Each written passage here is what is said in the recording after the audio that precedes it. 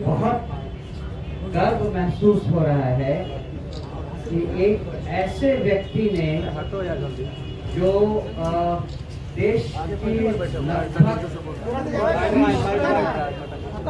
स्तर पर आकर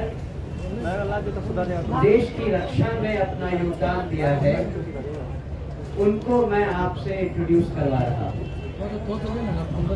ये एक ऐसे शख्स हैं जिन्होंने सन ऑफ द सॉइल की तरह धरती से अपनी प्रारंभिक शिक्षा आरंभ की और गांव में ही हायर सेकेंडरी स्कूल के बाद आगे की पढ़ाई जारी की।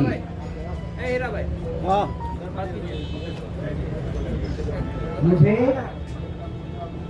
उनका धन्यवाद करना चाहिए जन स्वराज पार्टी की तरफ से कि आज lieutenant general S K. Singh, Shri Krishna Singh आज तरारी लोकसभा विधानसभा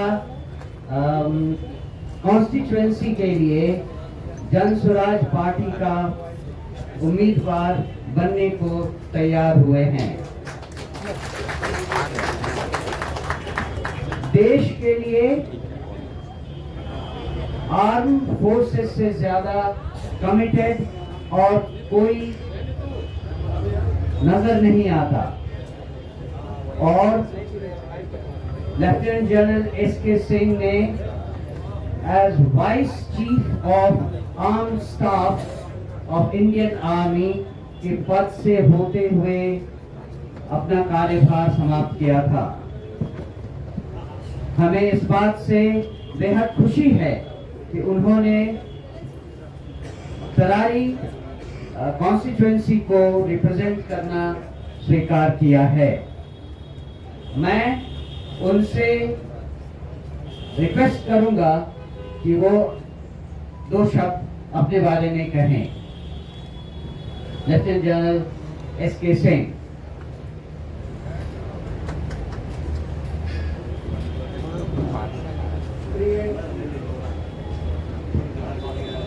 प्रेस के भाइयों,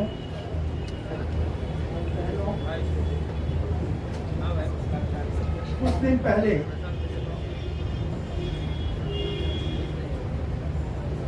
प्रशांत जी से मेरी मुलाकात हुई और जिस तरह से ये काम बिहार में कर रहे हैं, हर बिहारी उसको फॉलो कर रहा है और मैं भी बहुत ज्यादा इम्प्रेस था उनसे। ये और उनकी टीम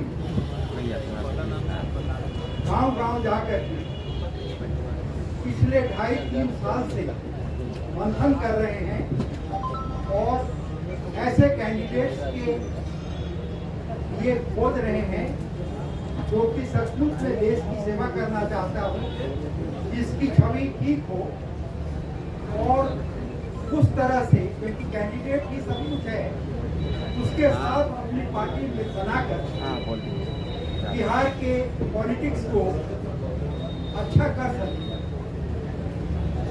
ये जो उनका संकल्प और साधना है, ये मेरे को बहुत अच्छा लगा और दिल को भा गया और दिल से मैं उनके हर प्रोग्राम को फॉलो करता था, देखता था। लेकिन देखिए, ये भाग्य की बस होता है कि तरारी विधानसभा की सीट खाली हुई, उसी में मेरा गांव है और मेरी बहुत जो है यादें उसके साथ लगी हुई हैं। मैं गांव के साथ लगा रहूँगा हमेशा। आप हमारे गांव को पूछिएगा। शुरू में मेरी परवरिश एक साधारण परिवार में, किसान के परिवार में, मेरे पिताजी किसान, वहाँ पर मैंने प्राइमरी स्कूल किया और हाई स्कूल त्रिपुरा में गए जहाँ मेरे चाचा जी टीचर थे। वहाँ से मेरा सिलेक्शन हो गया राष्ट्रीय इंडियन मिलिट्री कॉलेज देहरादून के लिए यहाँ से एक ही सीट होता था। हमको ट्रेन वगैरह कहीं नहीं बैठे थे, सीधे पूरा से पहुँच के देहरादून। माइक पास कर ले। उसके बाद में फौज का कैरियर चलता रहा। एनडीए किए, आईएमए में थे, टॉप ब्रैकेट में थे। तो मेरे से पूछा गया कि आप क्या ज्वाइन करना चाहते हैं। उस समय मैं बहुत प्रभावित था फील्ड मार्शल मानेसर से। तो मैंने फील्ड मार्शल मानेसर की रेजिमेंट 8 कोठा राइफल ज्वाइन किया और as a second lieutenant Delhi में जब मैं पोस्ट हुआ तो उनसे मिलने का मौका मिला। वो मेरे आइडियल बने रहे। और आगे की कहानी कहने से पहले मैं बता देता था कि जब वो 2008 में उनका देहांत हुआ तो मैं उनके साथ था 4 दिन। और वो हमारे रेजिमेंट के पहले कर्नल ऑफ द रेजिमेंट होते हैं, कर्नल सादर फिगर होते हैं। और मैं 8वां कर्नल ऑफ द रेजिमेंट था जिसके हाथों में उन्होंने दम दिया। तो मेरा लगाव उनके साथ हमेशा लगा। फिर उसी बटालियन को मैंने कमांड किया। इंडियन आर्मी के जो लोग जानते हैं सबसे कठिन इलाका होता है सियाचिन ब्रिगेड। मेरे को सियाचिन ब्रिगेड कमांड दिया गया सबसे ज़्यादा टाइम के लिए। उसके बाद मैंने कोड़ा डिवीजन में कमांड किया जहाँ पर कि 2005 में अर्थक्वेक आया था। वहाँ का पूरा रिहैबिलिटेशन करवाया। जनरल सिन्हा जो होते थे उस समय गवर्नर होते थे और मेरे को वहाँ के अति विशिष्ट सेवा मेडल से सम्मानित किया गया। उसके बाद में मैं उसी रैंक में पूना गया सदर्न कमांड में, जहाँ पर कि मिलिट्री वर्ल्ड गेम्स किया जा रहा था पहली बार। उसका पूरा संचालन मेरे हाथों में था और बहुत अच्छा प्रेज हुआ। उसके बाद में मैंने देखा जो कि हमारे इंडियन आर्मी का सबसे कठिन और सबसे बड़ा कोर है उसका कमांड लिया है। उस समय चाइनीज का जो बिल्डअप हो रहा था उसके लिए पूरा आर्मर्ड रेजिमेंट्स और टैंक्स उस समय मेरे को मैं अपना श्रेय ले सकता हूँ कि मैंने उनको इलेक्ट कराया।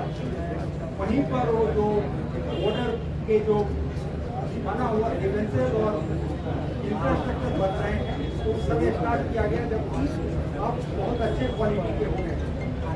उसके बाद मैं आर्मी कमांडर बनकर के जयपुर में गया। जयपुर में 1 साल काटने के बाद में मेरे को दिल्ली में वाइस चीफ के तौर पर चुना गया।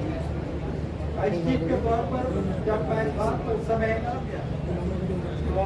उत्तराखंड का जो त्रासदी हुई थी उसका पूरा ऑपरेशनल कंट्रोल मैं ऑफिसर से किया। और उसके बाद जब मैं रिटायर किया 2013 के अंत में, एक दिन भी गैप नहीं था मेरे लिए।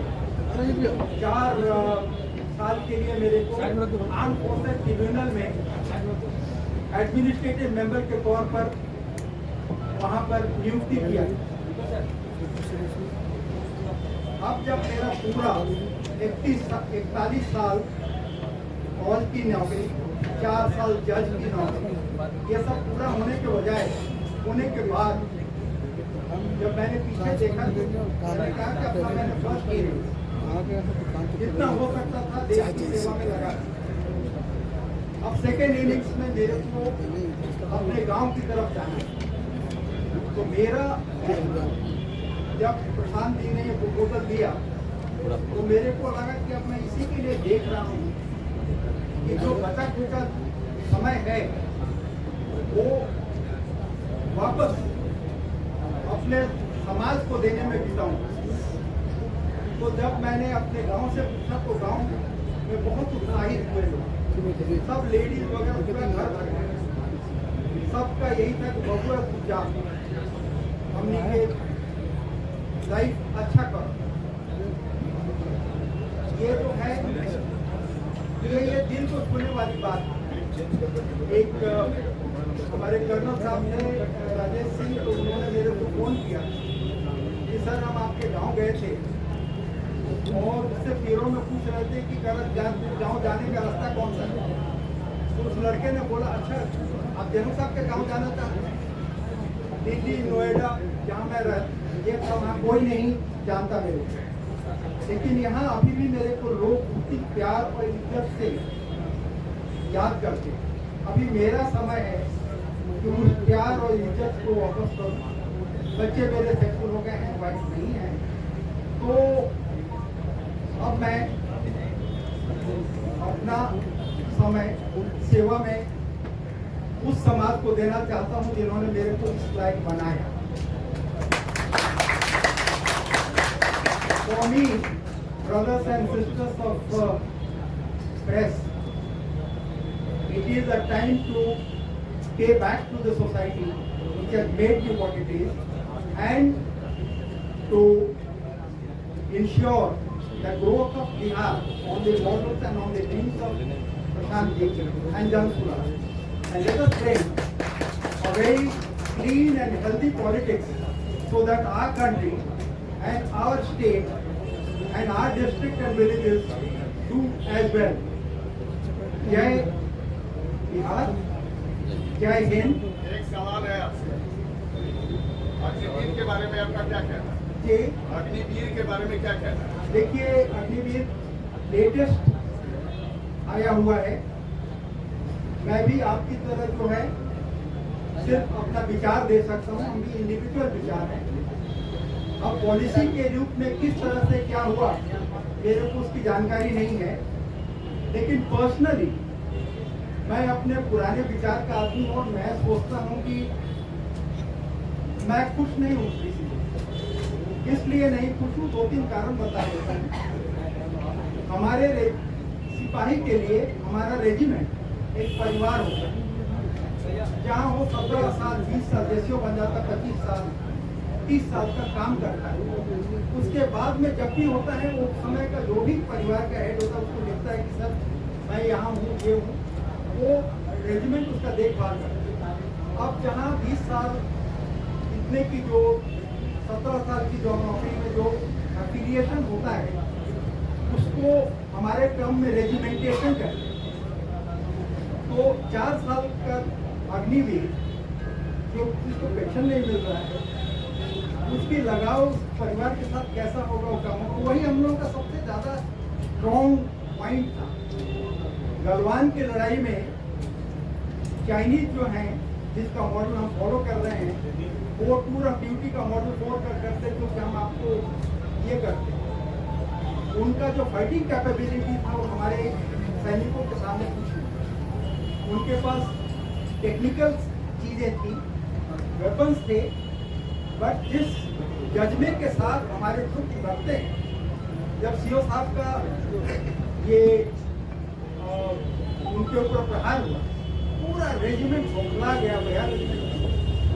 सर आपने हमारे सीओ साहब को मार दिया, तो आप खुद सोचिए कि 4 साल में वो कनेक्टिविटी आ पाएगी, रेजिमेंटेशन आ पाएगा।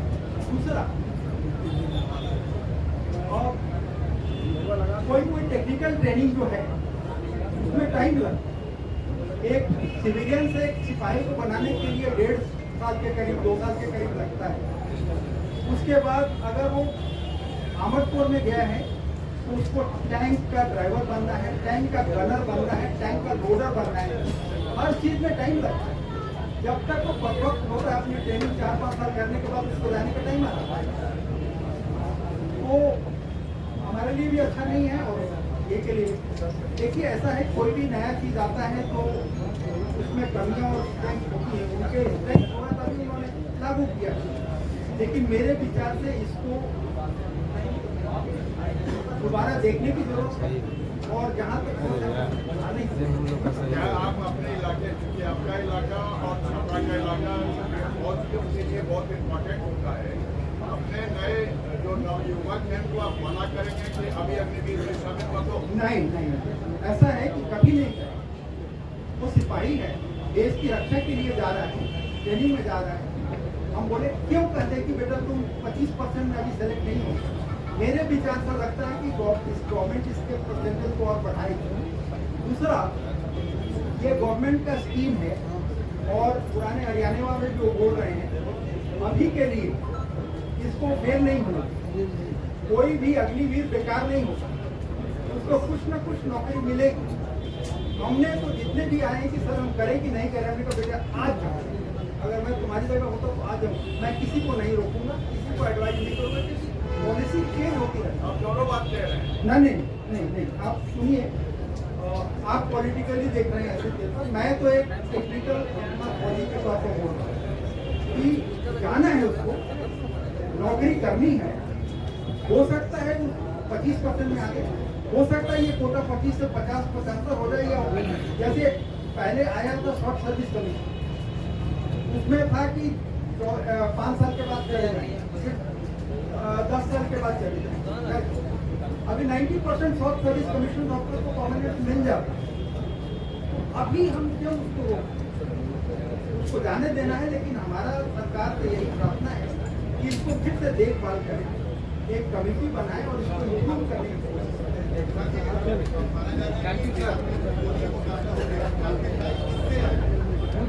सबसे पहले तो आप सभी मित्रों का धन्यवाद, आपको इतनी गर्मी में इतनी बड़ी संख्या में आए हैं। मैं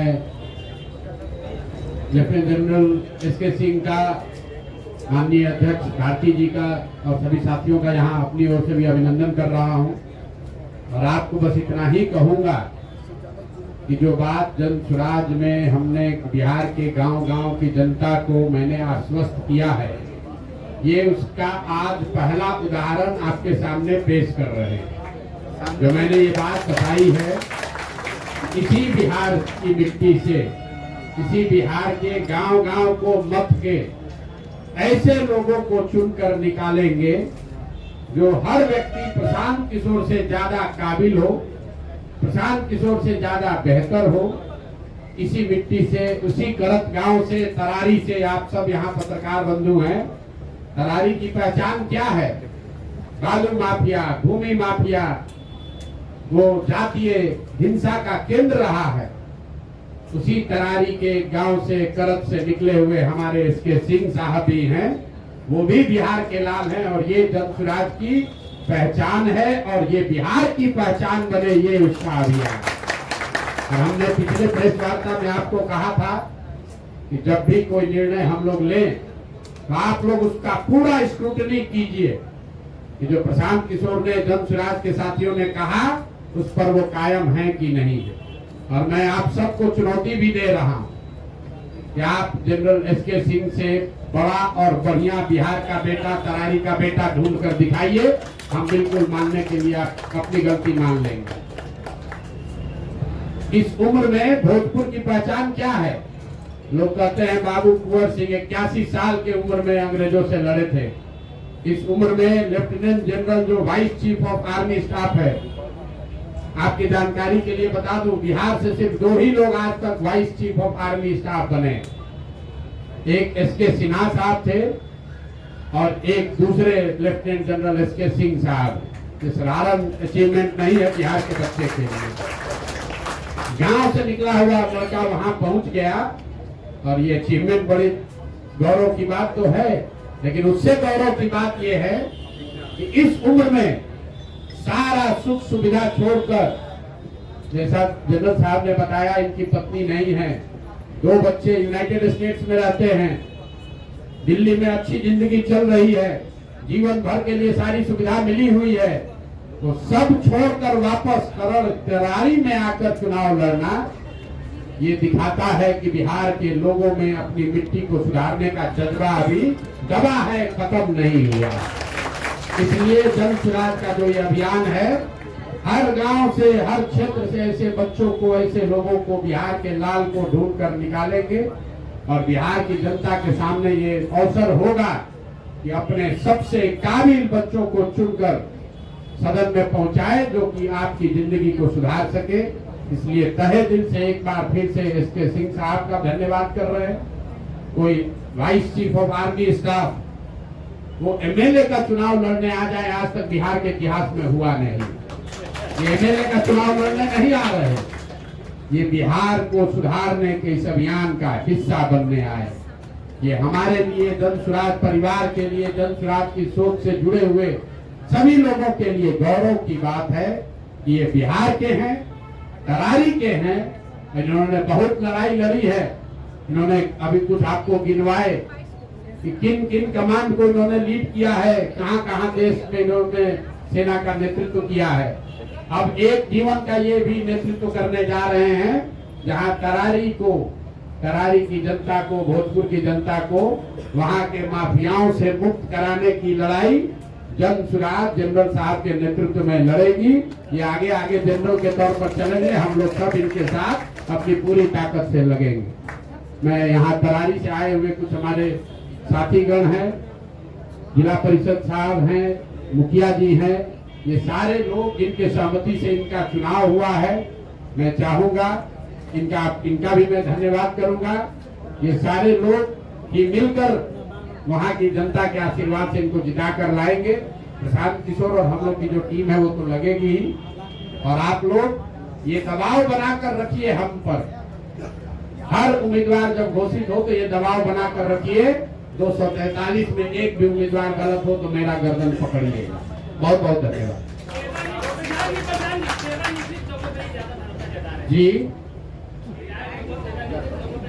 अब आप बताइए कि जिसने जीवन में प्रमाणिक, जिसका जीवन खरा सोना है, तपा तपाया खरा सोना, उसको चुने, ताकि नया नया अभी जो रोड बन रहा है सामने देख के।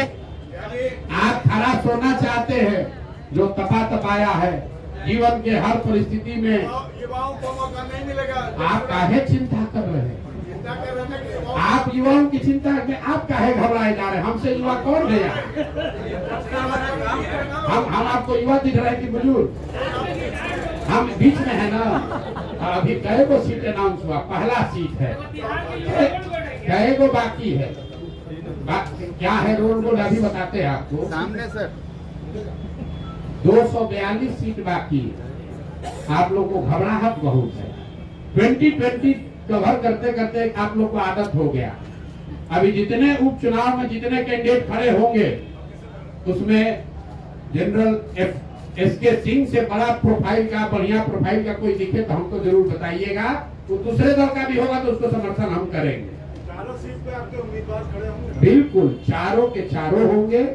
आज पहली बानगी शुरुआत की है सर, सामने देखिए, और आगे 3 की घोषणा भी अगले 2-3 दिन में करेंगे। उसमें समीकरण का ख्याल रखा जाएगा सारा। अरे भाई, समीकरण एक ही है, बिहार को सुधारने का समीकरण। गठबंधन एक ही है, बिहार की जनता के साथ गठबंधन।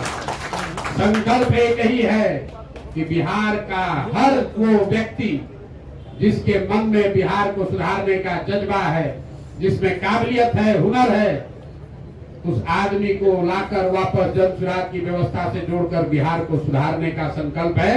उसको एक कदम भी आगे पीछे नहीं होने देंगे। एक सीट पर 5 लोगों को हम नामित करेंगे और जनता चुनेगी उसमें बिल्कुल। तो नामित आपको थोड़े ना बताएंगे। जो नामित लोग हैं कि बगल में बैठे हुए एक नामित वो थे, उनके बगल में एक बैठे हुए नामित वो थे, और सब 5 ने मिलकर एक नाम पर सहमति की है। आपको घोषित कर रहे हैं एक संभावित उम्मीदवार में वहाँ के जिला परिषद 2 बार आपकी पत्नी जीती हुई है। आप अपना परिचय दे दीजिए। ऐसा नहीं है कि कोई एक कमरे में बैठ के तय हुआ। वहाँ पर जो 5 लोग नामित थे, उन 5 साथियों ने बैठ के कहा कि नहीं, हमने से जनरल जनता नहीं है तो पत्रकार चुनेगा तो जनता है, तरारी की जनता चुनेगा तो गलत है। हमने कहा है कि हर सीट पर 5 संभावित उम्मीदवार चुने जाएंगे और उसमें से एक सबसे काबिल व्यक्ति, वो 5 और जन स्वराज परिवार से जुड़ा हुआ हर व्यक्ति चुनकर बताएगा। तो हम सिर्फ उम्मीदवार नहीं बैठा रहे, इनके साथ जो संभावित उम्मीदवार थे उनको भी बगल में बैठाया। अब आप पहचान नहीं रहे या पहचानने का प्रयास नहीं कर रहे, बिल्कुल ये कर रहे हैं। मैं घनश्याम रवि का नाम हुआ और तरारी से मेरा जब से जन्म हुआ है तब से मेरा लगाव रहा है। मेरी जन्मभूमि तरारी के क्षेत्र रहा है। मेरी पत्नी शहाद करारी विधानसभा में सहार के 12 पंचायत, करारी के 19 पंचायत, पीरो नगर परिषद और पीरो के 7 पंचायत शामिल हैं। इन्हीं सब क्षेत्रों का हमने एक बार करारी से भी और 2 बार मेरी पत्नी जिला पार्षद के रूप में सहार से चयनित हुई। और इनका नारा है बदलो बिहार, मेरा उस वक्त का नारा था बदलो सहार, और हमने बदला सहार को। और इस सहार से बालू बलि, बाहु बलि, धन बलि, ये तमाम बलियों का समीकरण अपने हिसाब से जिस तरीके से ये रणनीतिकार है बिहार के लिए, हमने भी सहार के लिए वो रणनीतिकार बन करके अपनी पत्नी को 2 बार जिला पार्षद बनाया। और आज जब हम सारे लोगों का एक मानसिकता बने कि हम लोग करारी से किनको लड़ाएं, तो मैं आपको बता दो खुल करके ये प्रशांत जी का चयनित चेहरा नहीं है, ये हम लोगों का चयनित चेहरा है, ये हम लोगों का चयनित चेहरा है। और आपने कहा युवाओं की भागीदारी की बात, मैं युवा हूँ और हमारे ये पिताजी के तुल्य के मैं पिताजी का साथ छोड़ दूँ। यदि मेरे पिताजी लड़ना चाह रहे हैं और हमको इच्छा कि मेरे पिताजी थल सेना में जा करके देश की सुरक्षा के लिए अपना समय गंवाया है, तो आज करारी के धरती पर आकर के गरीबों की सेवा, गांव की सेवा और हमारे समाज की सेवा करना चाहते हैं, तो ये बेटा का धर्म बनता है कि अपने पिता का स्थान लेकर के करारी को बदला जाए। और करारी को बदलने का जिम्मा सिर्फ यही पर नहीं है, करारी के जो आपने लिखा भी है, हमने जो स्वराज का मेरा नारा है हम लोगों का सामूहिक प्रयास, उस सामूहिक प्रयास में ये घनश्याम राय, ये कर्नल साहब, लेफ्टिनेंट साहब के साथ, और ये चुनाव करारी को बदलने का चुनाव है। करारी में जिस तरीके से माले का एक तरफ देखिए, मैं वहाँ से बहुत दिनों से मैं राजनीति से जुड़ा हूँ, 2 पोल पर राजनीति होती रही है। एक नेता आया मंच पर से कहा कि मुझे चुनाव जिता दे, मैं माले को बंगाल की खाड़ी में फेंक दूंगा, तो फॉरवर्ड कमेटी को लगा कि मेरा इससे बड़ा कोई नेता नहीं है। दूसरा नेता आया, उसने कहा कि मैं रणवीर को उठा के बंगाल की खाड़ी में फेंक दूंगा, तो बैकवर्ड कमेटी को लगा कि इससे बड़ा नेता मेरा कोई नहीं है। जबकि स्वास्थ्य की चर्चा कभी नहीं हुई, शिक्षा की चर्चा कभी नहीं हुई है, और करारी के विकास की चर्चा कभी नहीं हुई। करारी में वैसे लोग आकर के प्रतिनिधित्व करने लगे जिनका बाहुबली का नाम पड़ता है, जिनका धनबली का नाम पड़ता है। जो बाहुबली है लोग, वो प्रत्यक्ष हो या परोक्ष हो, ऐसे लोगों को। और एक नया चीज आपको यही बता दूं करारी के लिए, करारी में अब बल सवार नहीं चलने दिया जाएगा। और हम लोग किसी भी कीमत पर, हम ये भी नहीं है कि जाति और धर्म की बात वहाँ होती है, वहाँ मानवता की बात होती है। हम लोग हिम्मत होकर के तमाम लोगों के परिवर्तन की बात, सहार को बदलने की बात, करारी को बदलने की बात, पीरों को बदलने की बात, और ये सब बदल करके हम लोग आपको एक अच्छा रिजल्ट देंगे। आपके सामने वो रिजल्ट आएगा और हम पूरी दावा के साथ कहते हैं कि हम मजबूत स्थिति में लेफ्टिनेंट साहब को धन्यवाद धन्यवाद धन्यवाद। अरे यार हेलो,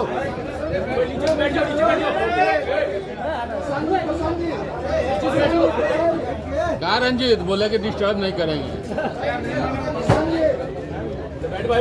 बैठ जाए यार, हेलो एक बार और सर, एक बार और सर।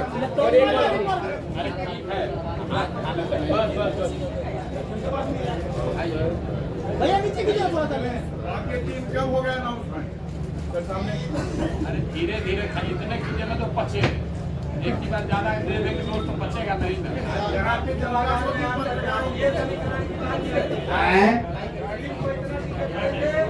तो चारों घोषित तो होने दो भैया, हमको तो सवाल समीकरण कौन बनाओगे तो चारों घोषित होगा।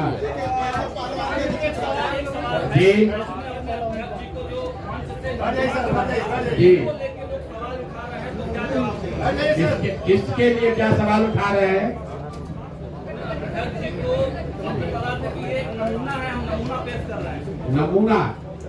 नमूना जो है ये भोजपुरी का वर्ड है।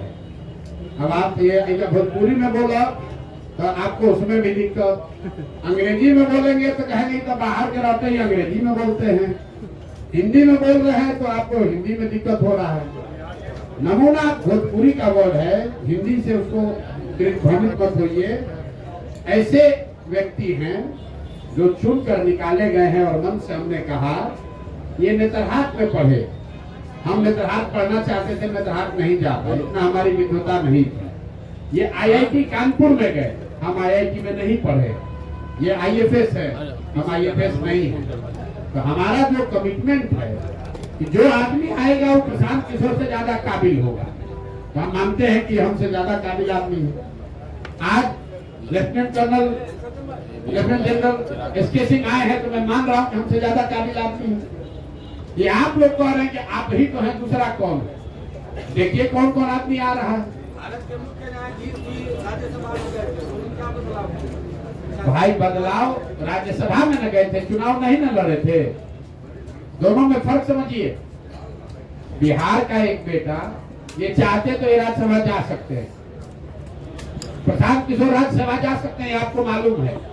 लेकिन हम लोग राज्यसभा छोड़कर यहाँ पर आकर अपनी मिट्टी का कर्ज अदा करने के लिए लड़ रहे हैं, ये फर्क है। एसके सिंह साहब ने कोई सरकारी पद लेकर अपना जीवन बिता सकते थे, जरूरत क्या है, एक बार बन गया तो सारी सुविधा उसको मिलती है। उसको छोड़कर करत में आकर करारी और पियरों का लड़ाई लड़ना, ये कहना आसान है, इतना करना आसान नहीं है। आप मुझे बताइए कि बिहार के स्वतंत्र भारत, बिहार के इतिहास में कौन आज तक कोई आर्मी जनरल जो वाइस चीफ रहा हो वो कहीं विधानसभा के चुनाव में आकर चुनाव लड़ा हो? आप हमको बताइए। कोई लोकसभा लड़ा हो बताइए। मनोनीत पद लेना एक बात है और आकर जनता के लिए संघर्ष करना, उसके बीच में खड़ा होना अलग बात है। इसलिए इनका सम्मान। और आप लोग से अनुरोध करेंगे, सुनिए, हम 2-2.5 बरस जब हम गांव चले हैं, ये जो आप लोगों ने परिपाटी बना ली है, कोई अच्छा आदमी खड़ा होता है तो आप लोग कहते हैं बिहार में ना चलेंगे। तो मेरे भाई आप ध्यान रखिए, एक अच्छे आदमी का आप मनोबल जब तोड़ते हैं, 100 अच्छा आदमी जो आकर कल बिहार सुधार सकता है उसका मनोबल टूटता है। तो ये आपकी भी जिम्मेवारी है। पत्रकारिता कीजिए, सवाल पूछिए, लेकिन आप भी बिहार के हैं।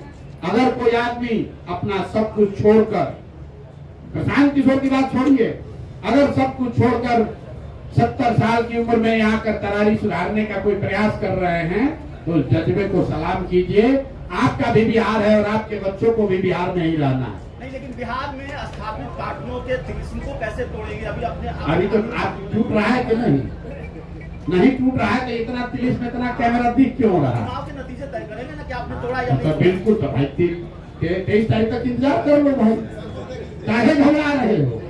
हमने आपको कहा है कि 25 तक आपको बहुत व्याकुलता है, 25 में क्या होगा, 25 में क्या होगा, तो चलो 24 में सेटल कर लेते हैं। 23 नवंबर को पता चल जाएगा कि किसका वोट कटा, किसका बटा, कौन आगे गया, कौन पीछे हुआ। 23 को हम फिर यही रहेंगे। आप हमको घेर लीजिएगा कि प्रशांत सर आपको नहीं बुलाया, देखिए आप हार गए। और सैंपल आप फिर कह रहे हैं, फिर कहेंगे तो कहेंगे नमूना कह रहे हैं। आप देखिए सैंपल, लोग कहेगा कि लेफ्टिनेंट जनरल को सैंपल कह दिया। ये जन सुराज का एक व्यक्ति दिखा रहा है कि आने वाले समय में जन सुराज से कैसे लोग चुनाव लड़ेंगे, ये उसकी तानगी है। अरे मुख्य चुनौती बस आपकी हमारी मानसिकता है कि बिहार नहीं सुधर सकता है, इसको चुनौती मानते हैं। जिस दिन वो मानसिकता से निकल गए, आप सब चाहते हैं कि ऐसा आदमी जीत कर आए, लेकिन आपकी मुख्य चुनौती है कि आपको लग रहा है कि ना जीतना तो चाहिए, आदमी तो बढ़िया है, जीतेगा तब ना। उस मानसिकता से लड़ाई है। जिस दिन आप उस मानसिकता से निकल गए, बिहार से ज्यादा काबिल लोगों की कोई जमीन नहीं है इस देश में, और आपको जन सुराज में करके दिखाएंगे। अब बहुत हो गया, अब कुछ सवाल रखिए आप लोग अगले।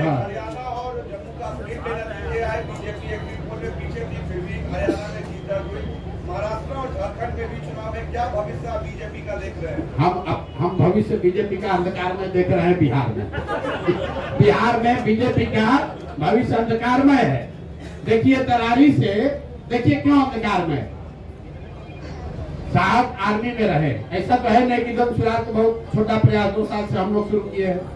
भाजपा जैसे दलों के पास, राजद के पास, सुशासन की बात करने वाले जदयू के पास ये मौका था कि करर के इस लाल को आगे बढ़ाते, वहां से चुनाव लड़ाते, लेकिन भाजपा किसको चुना है?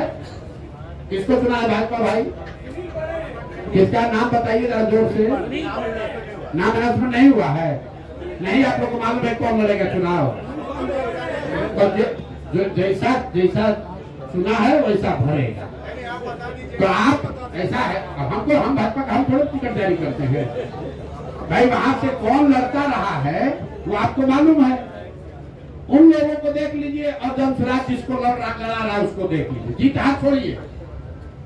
जनसुराज जिसको तरारी से लड़ा रहा है और भाजपा जिसको लड़ा रही है, लड़ाने की चर्चा कर रही है, दोनों का भविष्य, दोनों में जो अंतर है वही जनसुराज के उजाले और भाजपा के अंधियारे में फर्क है।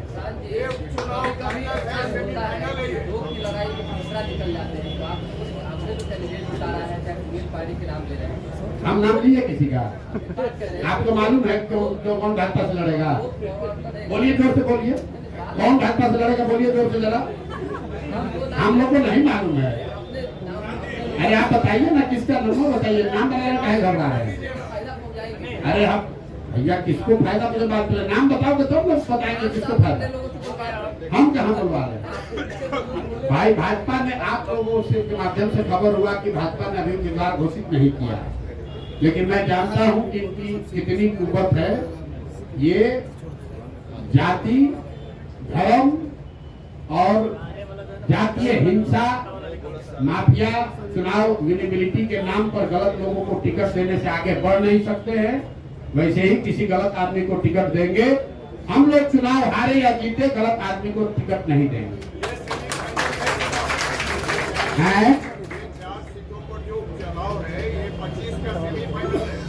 भैया 23 तारीख को रिजल्ट आएगा। यही सेमीफाइनल है, यही फाइनल है। जो लोग हारे तो कहानी उनका गया। ठीक है सर, जी बीजेपी आपको लड़वाना चाहती थी, आपने मना किया था? ऐसा बात नहीं है।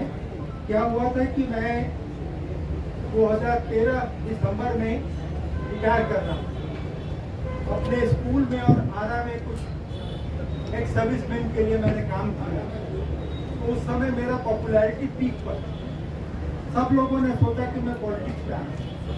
लेकिन उससे पहले मेरे को appointment letter armed forces tribunal का मिल चुका था, जो कि एक हाई कोर्ट जज के बराबर है। तो मेरे को लेने नहीं लेने ऑफर ये कि कोई पहला ऑफर मेरे को, मैं पब्लिकली बोल रहा हूँ, पहला पॉलिटिकल ऑफर जंग फॉर खुला से ही मेरे को, और मैंने उसको स्वीकार किया क्योंकि मैं इनको फॉलो करता हूँ। आरजेडी से पहला ऑफर मिलता था, आप स्वीकार करते? गजब गजब बात आप लोग करते हैं। अब आप ये चाहते हैं कि जब जनरल साहब जीत जाए तो आप लोग को आर्मी के कॉम्बैट ट्रेनिंग में बुलाया जाए, आप लोग का फिटनेस चेक करने के लिए। आप लोग ये आए हैं, जनरल साहब सारे पत्रकार लोग घेर लिए हैं।